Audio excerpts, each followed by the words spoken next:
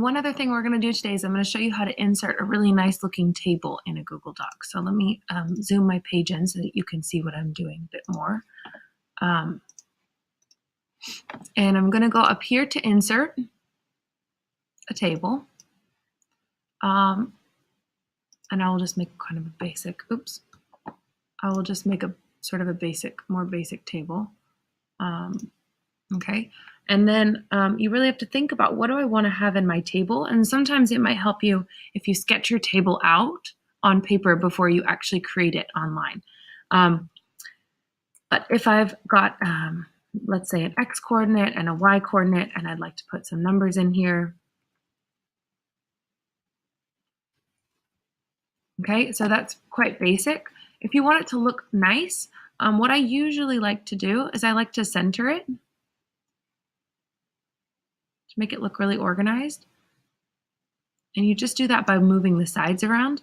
And I typically highlight everything in here and also center that. And I usually make the top, the titles of it bold. And sometimes I'll even, if you go up here to the background color, sometimes I'll even add a nice background color into it. Just so it's very clear that those are the titles and the other ones are the values, the input values of the table. Now let's say you wanted to add a new column. Let's say you decided, oh no, I actually want to add one more. You right click on the table itself. And if I want to add a column maybe to the right, that's how I would do it. The annoying thing here is that you've just got to you've actually just got to recenter it yourself. So that's a little bit frustrating, but that's not too hard to do. Okay. So that's how you would do that. If you wanted to delete a row, if you say, maybe I only want to do 5 rows instead of 6. So I would say just delete this row.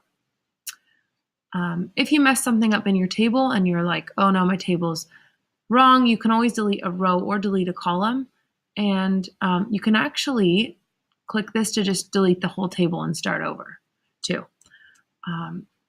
Yeah, so I think just centering it and making sure the font matches and it looks really nice, that's always really helpful. Another tip with tables is that if you've got a lot of information, let's say you're doing solving in 3 different ways, maybe you want to insert a table just to clearly organize the 3 different methods that you're going to be solving something in, just so that you don't have a bunch of calculations going through your task, right? So if we had some calculations,